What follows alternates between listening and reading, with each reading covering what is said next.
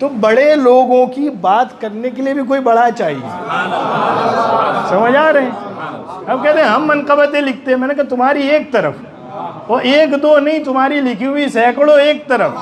وہ چھوٹی پڑتی ہے، مولا علی کی شان بڑی ہے. اس کو بیان کرنے کے لیے زمانے کا مجدد چاہیے. وہ مجدد جب لکھتا ہے تو تیری پوری منقبت ایک طرف، اس کا ایک شعر ایک طرف. اور پھر اس کا شعر تو نہیں ہوتا ہے. ہاں، اس کا شعر خالی شعر نہیں ہوتا. شعر تو ہوتا ہے، خالی شعر نہیں ہوتا. پھر کہہ رہا ہوں اس کا شعر ہوتا ہے مگر خالی شعر نہیں ہوتا. شعر کے ساتھ ساتھ قرآن اور حدیث کا نچوڑ ہوتا ہے.